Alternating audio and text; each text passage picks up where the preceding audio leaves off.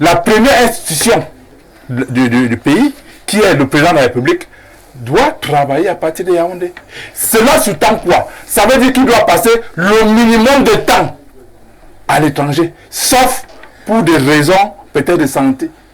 Ça, c'est un cas exceptionnel, un cas de force majeure. En temps normal, il est inadmissible que le président élu, dit-on, par le peuple camerounais, passe 50 jours hors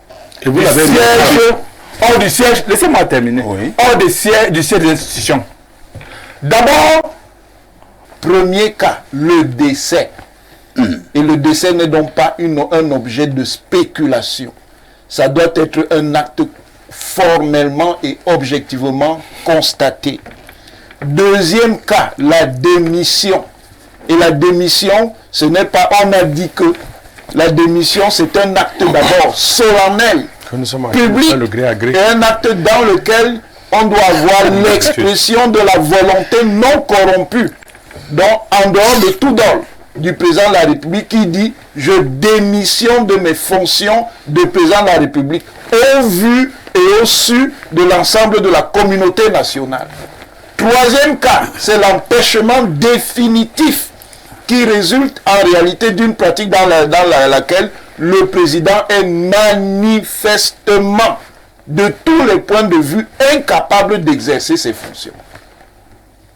Aucun de ces trois cas n'est réuni dans cette affaire.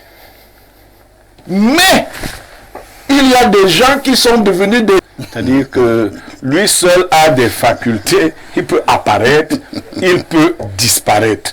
Bon, on lui prête d'ailleurs ce genre de capacité. L'habitude de la résurrection. Mais pour l'avenir... J'ai écrit un texte qui a fait le... L'avenir me semble un peu tacheté. Pourquoi?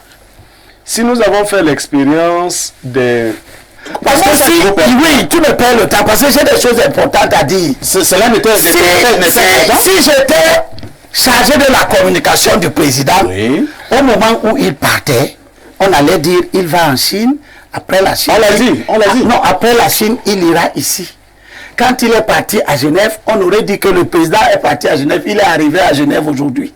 Il est en train de faire ceci, il est en train de faire cela. On a discuté. Dans la rue, va au sport. On a discuté. On doit lui dire qu'il va au sport. On nous le montrait. Le président de la République est un homme hyper intelligent. Donnons au Cameroun une sortie qui soit intelligente.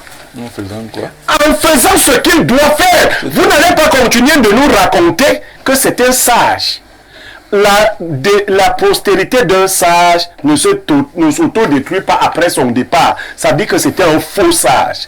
Le sage organise sa postérité de telle sorte qu'elle lui survive. Dans le Dauphinat. Il y aura toujours le Dauphinat. Il n'y a même pas de démocratie, donc ne mélangez pas. Dans cette réalité-là, au lieu de commencer à imaginer des scénarios du genre l'armée qu'elle prenne, l'armée n'a aucune responsabilité. Après le Cameroun, au politique. En cas de c'est le président du Sénat.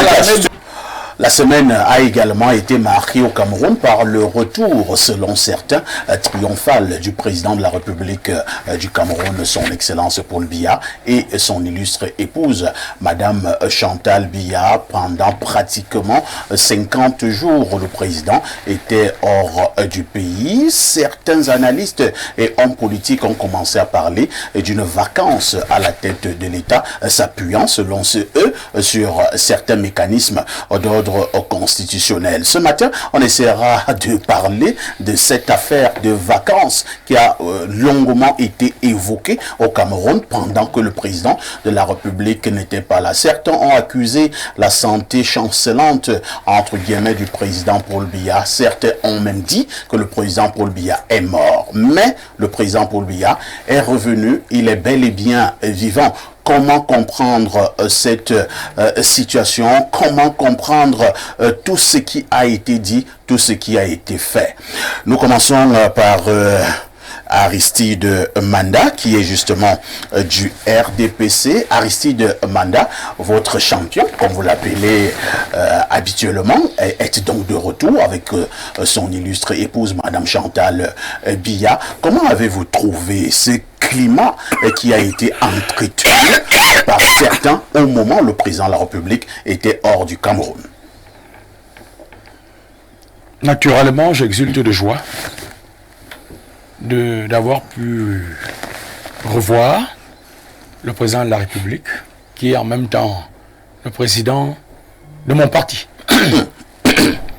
Ça a été un moment que j'ai vécu avec une émotion particulière.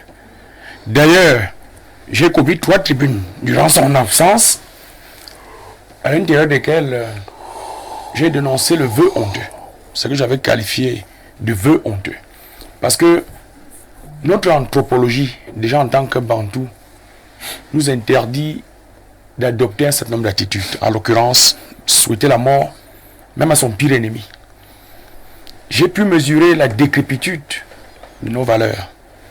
Et j'ai été meurtri de constater combien beaucoup se sont donnés à cœur joie à la désinformation, à débiter des inepties, à déverser n'importe quoi sur la toile, qui est leur unique moyen, malheureusement, de prédilection où ils peuvent s'exprimer.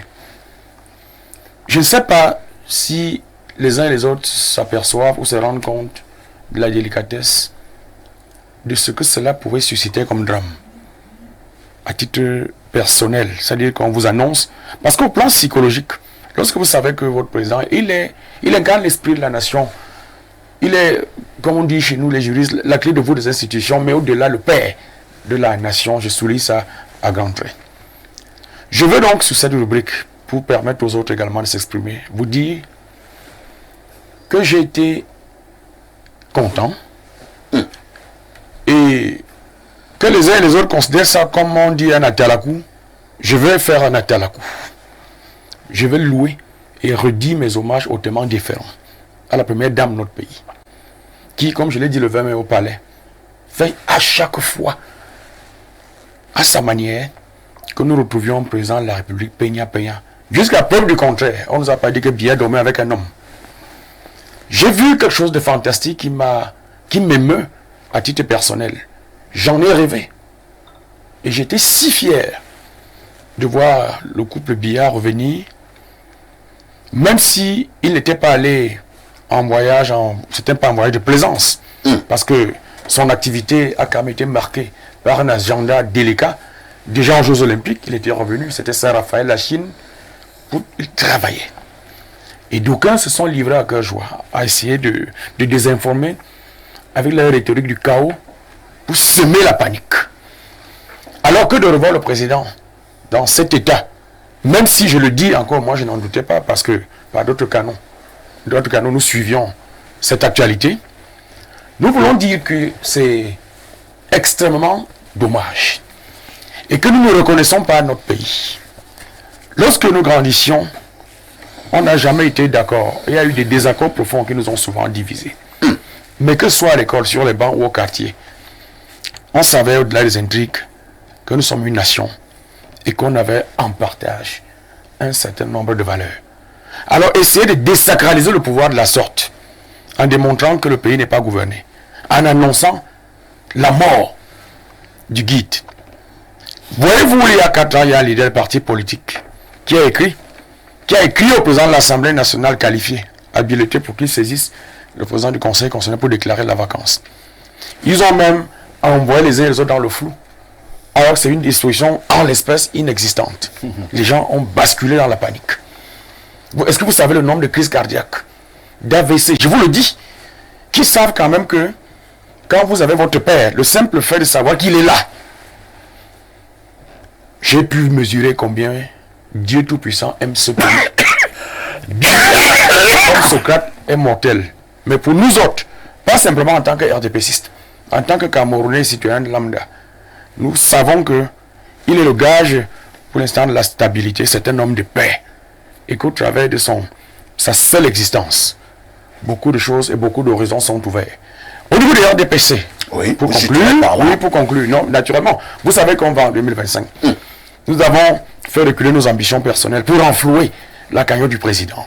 Parce que nous allons travailler à l'élection, parce que nous savons que c'est le meilleur gage, pour parler comme prof Famé, la tout mettre. Nous voyons en lui un homme de paix, un homme sage, le sage africain qui doit continuer d'apporter. Je veux donc, pour conclure, rendre hommage à nos forces de défense et de sécurité, notre armée. Pour moins que ça, dans d'autres pays, il y a eu des lanceurs d'alerte qui ont joué ce jeu. appelé à l'armée, qui ont demandé que l'armée, entre guillemets, prenne sa responsabilité.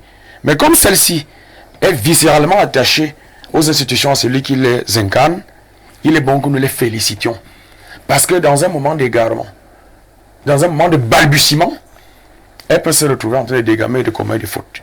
Je veux rendre hommage à notre armée sous la coupole de son président. Vive Paul Biya, joyeux retour, monsieur Paul Biya. Merci, Maman Chantal. Vous êtes en pleine campagne là, Aristide. Pourvu que ça ne finisse pas comme On va passer la parole à Roger Justin Noir, le RDPCiste a parlé. On va aussi donner la parole donc au MRCiste. Il n'est pas exclu que vous soyez du même bord sur le plan analytique pour une fois. Alors, Roger Justin Noir, il y a eu un grand débat. Lorsque le président n'était pas là, certains qui avaient des calculatrices en main, en évoquant les fameux 45 jours, disant que la constitution du pays dit que le président ne doit pas faire plus de 45 jours à l'extérieur. Et si jamais il les faisait, l'Assemblée nationale ou le Parlement saisit le Conseil constitutionnel pour constater cette vacance à la tête de l'État. Et on a vu la toile s'agiter et certains médias faisant état de ce que ça y est, ce n'est plus le président Paul Biya qui dirige le pays. Vous étiez également de cela? Je souris simplement parce que poser la question comme ça, à la suite de ce que j'ai entendu de mon compatriote égaré au RDPC, est surprenante. Comment égaré? Elle est surprenante parce que durant ce randam-là... Vous dites le compatriote égaré du RDPC. Vous parlez de qui? À aucun moment... Je vais rebondir. Monsieur Mané égaré? Il est égaré, c'est dans un parti digne de ce nom, qui... C'est pas des choses. Vous avez écouté ma construction? Vous êtes égaré en étant RDPC, ça c'est clair. Très bien. Je sais le courtois, je vous respecte. Non, c'est pas... Je veux rebondir. C'est pas du Non, quand on parle d'égaré. Oui, vous êtes égaré au RDPC. Donc, permettez-moi de continuer. Permettez-moi. Tu vois que là, personne ne pleure. Permettez-moi de continuer. Ce n'est pas une insulte. Je vais répondre tout à l'heure. Permettez-moi de continuer. Allons-y. Allez-y. À aucun moment, durant tout ce ramadan, vous n'avez entendu une déclaration officielle. Il y a 4 ans, votre leader a saisi le président de l'Assemblée nationale par lettre. Cette lettre existe. Par le fait de lui demander de faire constater la vacance par le président du Conseil constitutionnel. Le président de je la crois qu'il a été un peu République plus sage cette fois-ci. Voilà. Donc c'est des faits. Parce que nous avons il est bon. Justin Noir, vous dites que cette fois-ci, vous n'avez fait aucune communication Je officielle. n'ai pas dit cette fois-ci. J'ai dit que vous n'avez entendu aucune déclaration. C'est deux choses différentes. Et pourquoi? Déclaration Et pourquoi? du moment pour la naissance du Cameroun. Et pourquoi? Le contexte n'est pas le même. Il faut que on Vous avez eu à faire ça Le avant? contexte n'est pas le même, oui. Nous l'avons fait en Mais à 50 jours, vous le contexte était différent. C'est pas la durée, l'absence. C'est différent. Je dis bien que les choses sont complètement différentes. Si vous relisez la lettre que le président du MS avait adressée au président de l'Assemblée nationale, vous allez comprendre que ce n'est pas la même chose. Les motifs ne sont pas les mêmes. Ici, nous ne parlons pas, parce que les gens étaient n'ont pas fait 45 jours. Il n'y a aucune disposition de la Constitution qui l'empêche de faire ce temps-là. Mais ce qui est important à savoir, c'est que notre Constitution dit que le siège de l'institution de la République, c'est Yaoundé. Ça veut dire que la première institution du pays, qui est le président de la République, doit travailler à partir de Yaoundé. Cela sous-tend quoi? Ça veut dire qu'il doit passer le minimum de temps à l'étranger, sauf pour des raisons peut-être de santé. Ça, c'est un cas exceptionnel, un cas de force majeure. En temps normal, il est inadmissible que le président élu, dit-on, par le peuple camerounais, passe 50 jours en siège hors du siège, laissez-moi terminer, hors du siège des institutions. D'abord, parce que ça va d'une manière ou d'une autre contre les dispositions de la Constitution. Deuxième chose, ça coûte beaucoup d'argent. Vous dites que ça va contre les dispositions de la Constitution. L'entendement. Quelles dispositions de la Constitution? J'ai bien dit que la Constitution dit clairement que le seul institution c'est Yaoundé. Ça suppose que la première institution de la République doit travailler à Yaoundé. Est-ce que ça veut dire que, laissez-moi continuer, ça veut donc dire qu'il ne serait pas admis qu'il passe autant de temps à l'étranger. Dans ce que je voulais dire, c'est que ça coûte de l'argent aux contribuables camerounais. Il faut savoir que une seule nuitée dans cet hôtel, c'est au moins 20 millions de francs. Une seule nuitée. Une seule nuitée, au moins 20 millions par personne. Monsieur vous avez les preuves. Pour l'ensemble de la délégation, vous avez les factures. Il y a un journaliste suisse qui a fait un excellent article dessus, et avec des éléments probants sur le calcul du coût. Donc, vous pouvez lire. Et maintenant, le journaliste l'a dit, c'est vrai. Il a été ses propos, c'est pas un calcul en l'air. Tout le monde peut aller là-bas savoir combien ça coûte une nuitée. Quand on prend la délégation qui est assez pléthorique, vous allez pouvoir savoir combien ça coûte par jour. Donc ça coûte excessivement cher. Ce jour de 50 jours, vous savez combien ça coûte au Cameroun? Plusieurs milliards de francs CFA. Plusieurs milliards de francs CFA. Quand vous devez louer un avion, vous le louez. Vous devez payer pour ça. Parce que cet avion est mis à votre disposition. Et combien coûte le fait de disposer d'un avion durant 50 jours, cher monsieur? Donc, le séjour du président de la République durant aussi long, est un problème. Je voudrais vous dire, et ce n'est pas la première fois, quelqu'un a fait des calculs pour montrer que c'est des dizaines de milliards dépensés.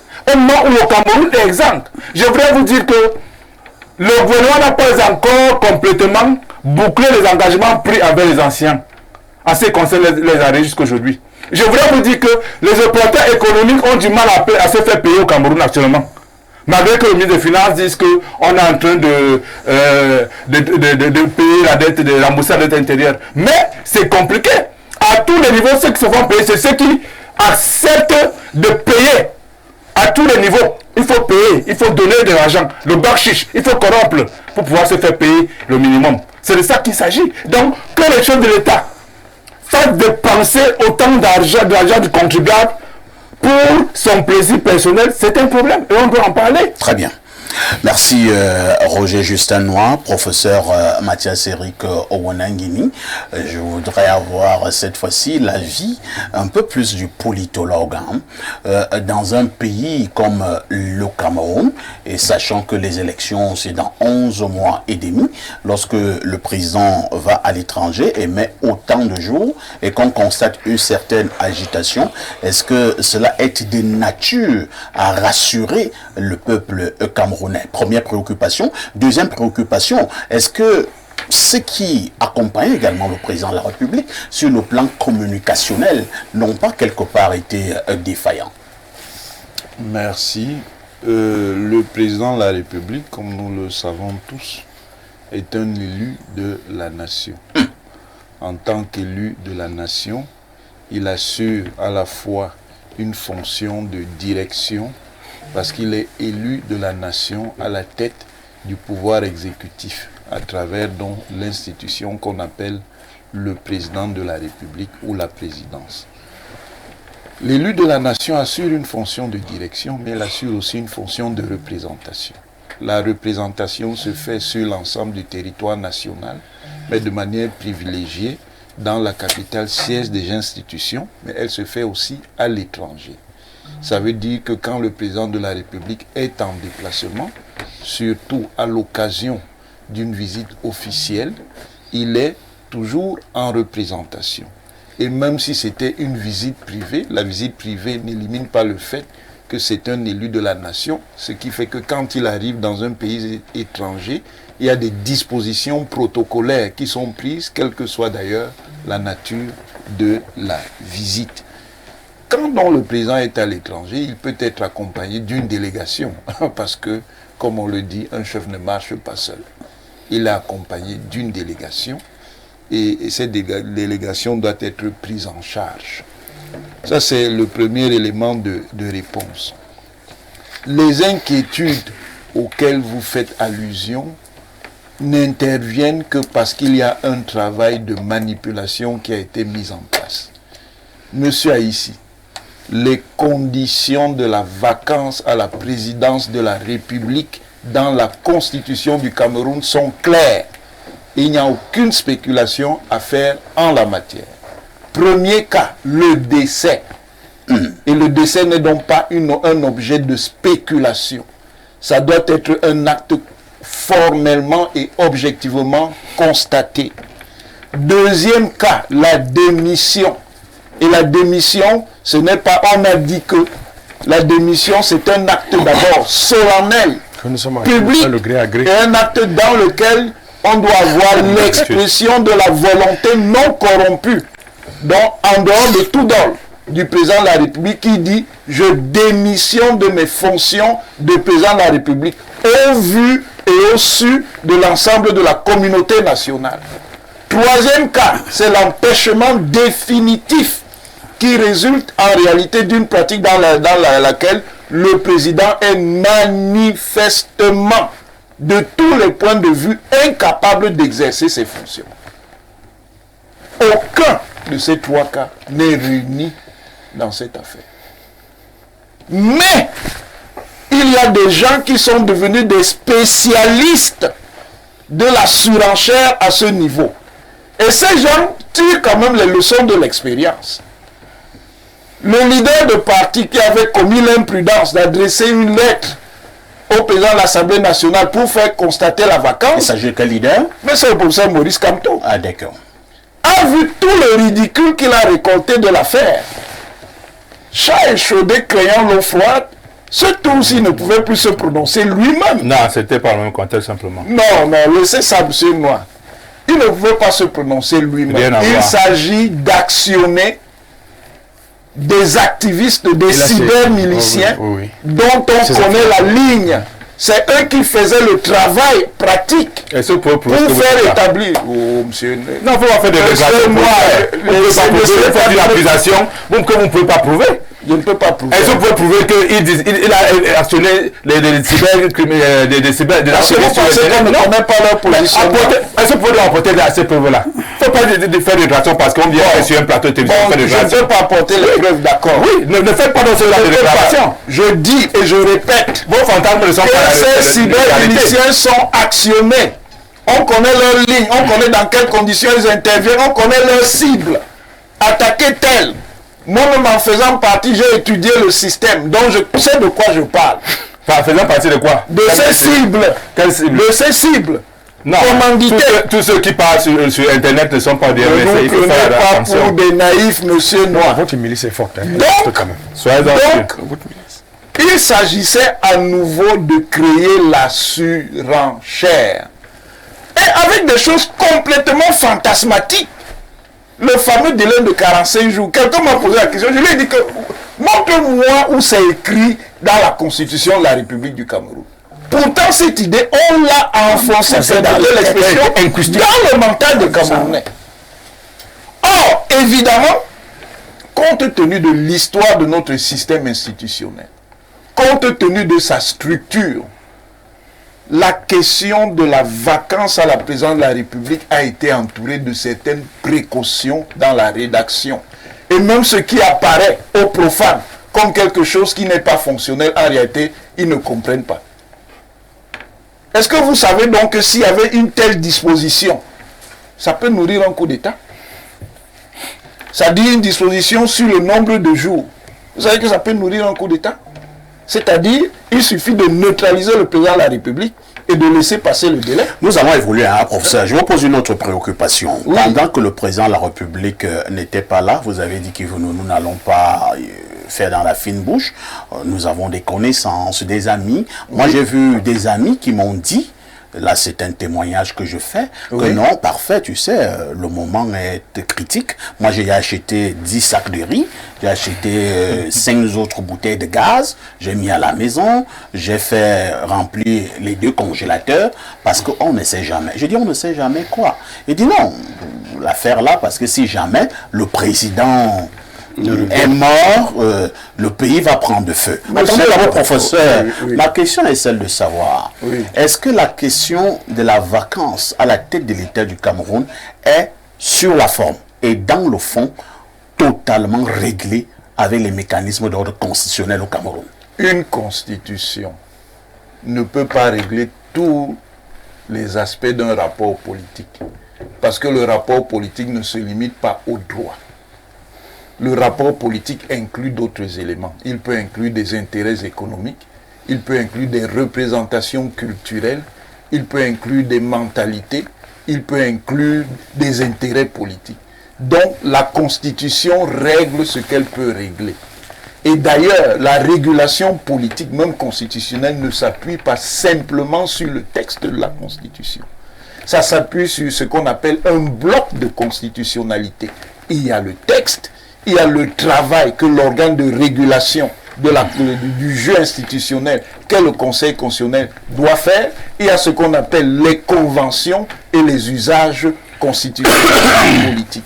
Donc, pensez que un texte, une disposition constitutionnelle va permettre de régler tous les aspects, en fait, c'est être naïf. Professeur, comment la Constitution... Attendez, moi, je vais être concret. Oui, je suis les gens achetaient donc vous dites que moi, je ne suis pas concret. Pourquoi les gens achetaient les sacs de riz? Les gens achetaient les sacs de riz parce qu'une constitution s'exerce dans un espace. Une constitution s'exerce sur une structure politique. Une constitution s'exerce sur une société. Et les sacs de riz devaient favoriser l'exercice de la constitution. Comme vous aimez la provocation de Niemek. Oui, je ne fuis en rien les sacs de riz. Je pose le contexte d'une explication rationnelle parce que monsieur, je suis un professeur. Oui, je sais, Voilà. je n'en doute Vous même ne pas. le saviez pas. Moi, je le sais toujours bien. Professeur. Les gens achetaient dans les sacs de riz pour faire quoi? Attendez, non, on y arrive, mais laissez-moi. Je vais le dire, mais pas comme vous l'attendez. Dis comme tu veux. Je vais le dire comme je veux, en tant que professeur. Oui. Il y a donc, je vous ai dit, une conscience s'exerce sur une société. Oui. Monsieur Manda vous a dit quelque chose tout à l'heure, et je vous l'ai déjà dit ici à plusieurs reprises. Leçon de l'histoire et de la pratique. Le président Paul Biya est président du Cameroun depuis 4 décennies. Vous ne pouvez pas penser, de quelque manière que ce soit, si un jour il arrivait que le président Paul Biya ne soit plus là, que cette situation-là soit automatiquement facile à gérer. L'expérience de changement du Cameroun n'est pas encore à 3 présidents, je vous l'ai déjà dit. Donc c'est quelque chose qui est déjà en soi très sensible. Deuxième chose, les conditions de construction des institutions. Le Sénat a été mis en place au niveau de la Constitution en 1996. Il est entré concrètement en fonction en 2013.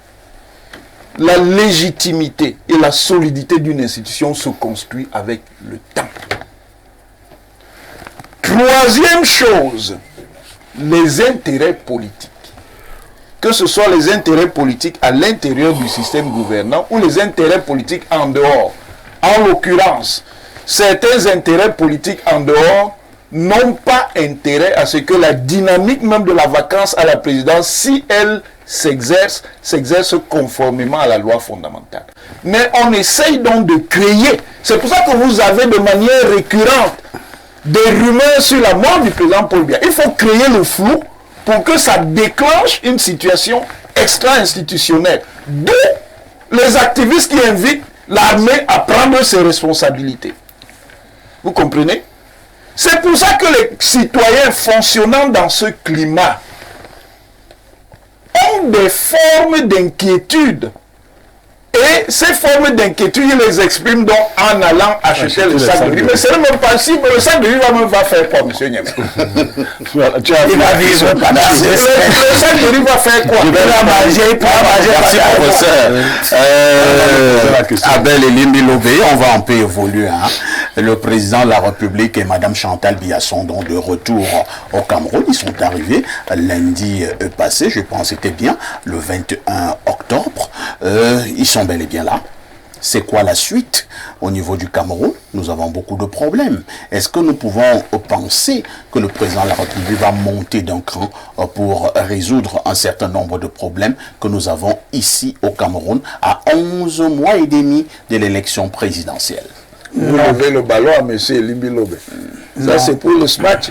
Vous savez, quand le Êtes-vous président... modérateur ou passeur, M. Aïssi? Je suis modérateur jusqu'à présent. Je vous ai gardé en préparant cette émission quelques... Je vous vois avec des vieux. Voilà, je collectionne les discours du président pour suivre comment il évolue. Il est précieux, Elimbi Lobé. C'est une véritable mémoire vivante. Alors, en 2009, le président, je pense que c'était d'ailleurs son dernier conseil de ministre qu'il a tenu. En 2009. Non, il y a eu le conseil en 2019. Ok, M. Elimbi. Je crois que Tu parles de 2009 ou 2019? Je crois que c'est moi qui parle. Non, au lendemain de l'actuel gouvernement, il a tenu un conseil de ministres. Non, c'est toi qui le dis. Non, il a tenu. Ouais. Moi, j'ai la preuve ici qu'il est au conseil des ministres. Tu vois, on te félicite, on te congratule. Je n'ai pas besoin de félicitations. Quand on te ramène... Qui parle? On te corrige. Elimbi Lobé a la parole, allez-y. Il nous reste exactement 5 minutes. Le président avait déjà 27 ans au pouvoir. Nous sommes là en quelle année? On est en 2009. D'accord. 2009, il a tenu ce conseil de Ah oui, ministres. allons rapidement. Qu'est-ce que vous voulez démontrer? J'arrive. Le président dit à ses ministres Je vois. que la crise n'explique pas tout. Globalement, en effet, notre économie a été plutôt moins touchée par que d'autres. Et il dit, pour dire les choses clairement, je crois que nous avons manqué de dynamisme. L'inertie que j'ai souvent dénoncée a repris le dessus. Malheureusement, la corruption, même si elle est vigoureusement combattue, continue de freiner notre action. Vous croyez que c'est un cas? Et là, il était à 27 ans de pouvoir, il disait ces choses-ci. C'est quand il a 42 ans de pouvoir que vous allez attendre la différence parce qu'il est allé à un voyage, il est revenu. Je veux parler à l'opposition. Parce que les éléments du RDPC, ça ne m'intéresse pas, il n'y a rien de nouveau. Le président, dans son discours de 2013, à la nation cette fois-ci, 31 décembre 2013, il dit des choses importantes, même comme on ne l'aime pas. Il dit, nous sommes un peuple d'individualistes, plus préoccupés de réussite personnelle que de l'intérêt général. Il a raison. Et il ajoute, notre administration reste perméable à l'intérêt particulier. Puis, il va plus loin. Il dit, nous sommes à la croisée des chemins. Nous sommes effectivement à la croisée des chemins. Et il dit, mais il parle à la nation. Mais moi, j'utilise ça pour parler à l'opposition. Nous sommes, ou bien, nous empruntons le chemin de la facilité. C'est ce qui se passe. Le président n'est pas mort. On dit qu'il est mort. Vous dites qu'il est mort. Et vous qui dites ça, vous dites que vous êtes des opposants. Je vous dis donc que vous n'êtes pas dans l'opposition. Vous êtes dans autre chose. Le président est malade. Il est vieux. Il est malade. C'est normal. Un homme de 92 ans ne peut qu'être malade. Les gens qui sont dans l'administration... Nous avons eu des oui, moi il était pas malade. Oui, bon, ok. Il était seulement en promenade alors. Bon, Pas en promenade. Il était en visite. les gens qui sont dans l'administration, dont lui-même dit qu'elle reste perméable aux intérêts particuliers, organise une communication pour que tout ce que nous dénonçons ici ait lieu. Pour que les gens ne sachent pas. Pour que les gens spéculent. Pour que les gens disent n'importe quoi. Comment ça? Parce que c'est à eux d'organiser la communication du président. D'informer à bon escient la nation. Allons doucement. Permettez-moi de finir. Elimbi Lobé. On a eu une communication, par exemple, du ministre directeur du cabinet civil de la présidence de la République, M. Samuel Vondayolo, qui nous a dit, 1. le président de la République est à Genève, parce que nous nous posions la question. Pourquoi vous vous posez la question? D'abord, Limbi, je vous pose une question. Parce que nous nous posions la question de savoir où est le président. Donc, le DCC a répondu. Il est à Genève. Deuxième chose, le président de la République n'est pas malade. Troisième chose, le président de la République arrive au Cameroun dans les prochains jours. Alors, dans cette communication du DCC, est-ce que tout cela n'a pas été vrai? Vous me perdez le temps. Parce que oui, tu me perds le temps, parce que j'ai des choses importantes à dire. Cela n'était si j'étais chargé de la communication du président, oui, au moment où il partait, on allait dire il va en Chine, après la Chine. On l'a dit. Non, après la Chine, il ira ici. Quand il est parti à Genève, on aurait dit que le président est parti à Genève, il est arrivé à Genève aujourd'hui. Il est en train de faire ceci, il est en train de faire cela. On a discuté dans la rue, va au sport. On a dit qu'il va au sport. On nous le montrait même en train de faire du vélo à Genève. Le président de la République va prendre le petit déjeuner. On nous a montré le président de la République en train de faire du vélo à Genève. À l'époque, c'était pourquoi? C'était pour nous convaincre. C'est une exigence constitutionnelle. Je suis en train de parler de la bonne. Je parle de la bonne gouvernance. La bonne gouvernance, c'est le président du président. Et vous n'êtes pas en train de parler de la Constitution. Terminons donc. Donc, le président a dit en d'autres occasions, et là, concernant toujours l'opposition, ou bien nous empruntons ce chemin de la facilité, où on appelle le coup d'État. Et je dis à ma famille politique, la vraie, que s'il y a coup d'État, c'est nous les perdants. C'est clair. Sachez-le. Et pourquoi? Et tous ceux qui demandent les coups d'État dans les réseaux sociaux, ils ne sont pas de l'opposition. Ils sont dans une dynamique qui voudrait que ceux qui dirigent continuent à diriger malgré le fait que le président puisse aller à des élections et ne pas les gagner éventuellement. Le coup d'État les arrange. Moi, je n'ai jamais vu un opposant qui a demandé un coup d'État. Alors, le président dit en 2013, ou bien nous fixons des objectifs élevés. Il vous reste 1 minute. En nous imposant une discipline collective. Et là, je dis, Monsieur Kamto nous dessert beaucoup dans l'opposition. Pourquoi vous avez ce problème avec Kamto? Monsieur Kamto est un acteur extrêmement négatif. Il connaît la Constitution. Est-ce que c'est M. Kamto qui a demandé au président de faire 50 jours à l'étranger? Il n'a même pas à lui de... le nombre de jours que le président fait... le nombre de jours que le président fait à l'étranger, lui pose des problèmes. Et lui, Kamto a fait quoi? Il a, la dernière fois, il a écrit... Cette fois-ci, il n'a plus écrit. Pour demander de constater une vacance. Mais cette fois-ci, il n'a plus écrit. Peu importe. C'était pas un Quand M. Kamto prend sur lui d'écrire la dernière fois, quand il prend sur lui d'écrire la dernière fois, il va crédibiliser son gouvernement. Un moment crucial dans la nation. C'est limité. Alors qu'il était à Yaoundé.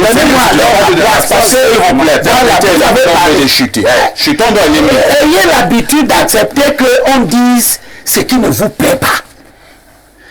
Quand M. Kamto cherche à être une référence intellectuelle et qui veut utiliser sa posture intellectuelle pour s'imposer dans le champ politique, notamment de l'opposition, qui fait ce genre de choses, il nous porte des coups durs. Il a fait quoi? Il sait très bien que la durée du voyage présidentiel n'est pas un élément constitutif de la il a fait quelle déclaration dessus? Mais il le fait. Il a fait pour animer une galerie à laquelle il appartient seul. Faut pas dire n'importe quoi. Aucun autre parti politique. L'UDC n'a jamais contesté que le président reste en fonction. C'est terminé. Le SDF ne l'a pas fait. L'UNDP ne l'a pas fait. Il n'y a que ce parti politique qui est un transfuge. Arrêtez votre RDPC qui écrit ce genre de choses pour la capacité de l'opposition à rester on vous a compris, nous passons la parole. Vous aurez exactement 2 minutes. Vous voyez comme partout, même dans vos rêves. Est-ce que c'est moi qui l'ai vu dans les lettres qu'elle a écrit pour demander de constater la vacance? Il faut souvent lui dire la bouche. Et Limbelobé, vous allez me faire ce programme. Pierre Blériot, interdisez-lui souvent de faire des bêtises. Je vous donne la dernière balle du match. vous avez suivi les uns et les autres. Nous parlons donc de cette dernière actualité sur le plan politique au Cameroun. Le président a mis plusieurs jours à l'étranger. Certains ont voulu poser un certain nombre d'actes. Selon vous, qu'est-ce que vous avez retenu de cette affaire où le président était à l'étranger et maintenant, selon vous, comment voyez-vous la suite sur le plan politique au Cameroun? Alors moi j'ai retenu ce que je savais déjà, c'est que le président de la République peut se donner toutes les libertés et même celles qui sont constitutionnelles, il les a déjà. Mais il peut aussi, il n'y a pas que la Constitution qui soit la source d'un certain nombre de réflexions. J'ai entendu, il y en avait qui exultaient de joie du retour. Il y en avait aussi qui parlaient de la réapparition. Dans la réapparition, il y a d'abord disparition. J'ai vu qu'il pouvait disparaître et réapparaître. Ça, c'est des facultés qui sont extrasensorielles. C'est-à-dire que lui seul a des facultés. Il peut apparaître, il peut disparaître. Bon, on lui prête d'ailleurs ce genre de capacité. L'habitude de la résurrection. Mais pour l'avenir, j'ai écrit un texte qui a fait le... L'avenir me semble un peu tacheté. Pourquoi?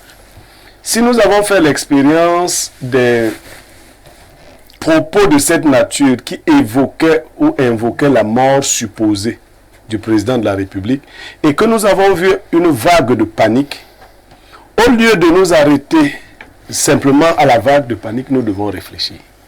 Et si la chose se produisait un jour, parce qu'un jour la chose va se produire, on ne peut qu'à... C'est naturel. Voilà.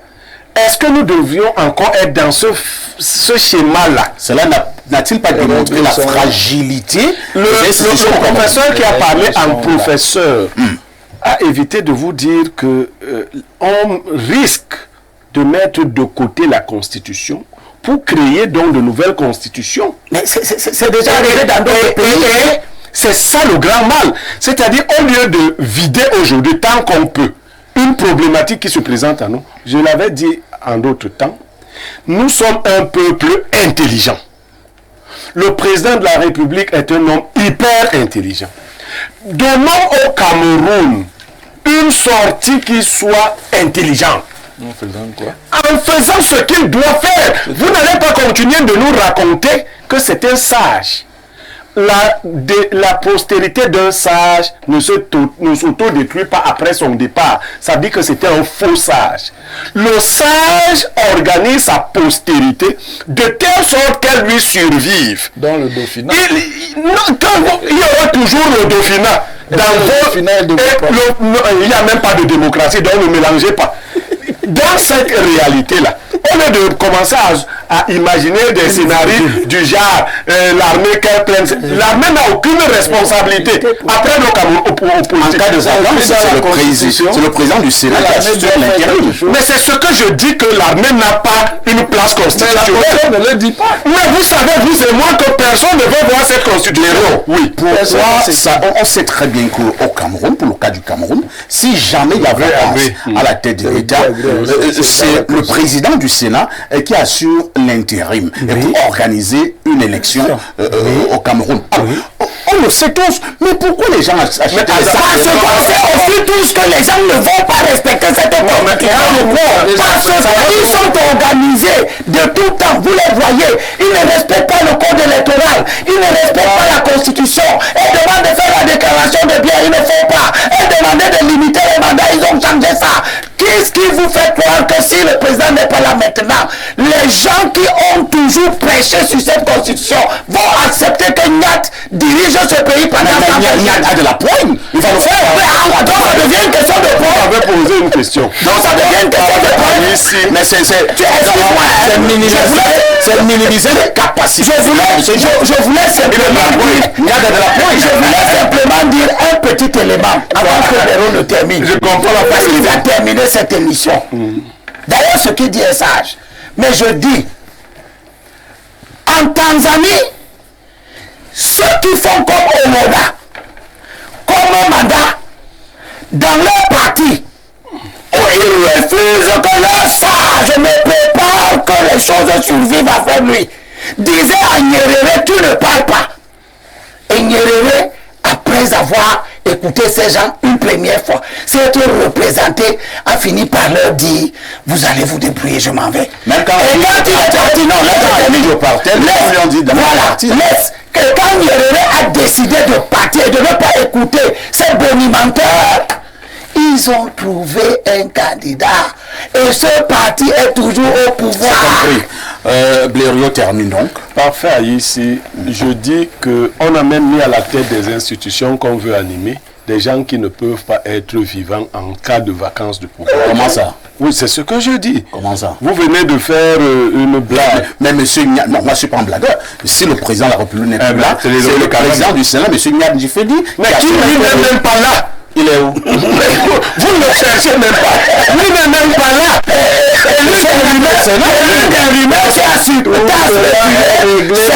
le montage qu'on voulait faire pour qu'un Kili, qui est jusqu'à 3e vice-président là-bas derrière, devienne le président.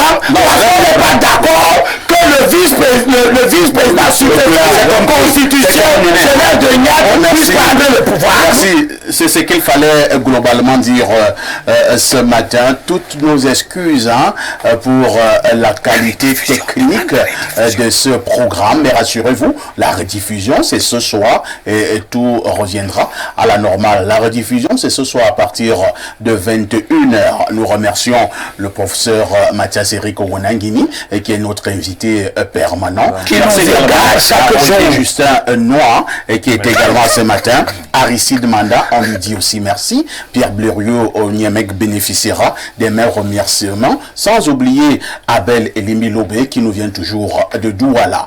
Tout en vous souhaitant une excellente fin de semaine. Une question avec tout ceci, que faites-vous encore ailleurs?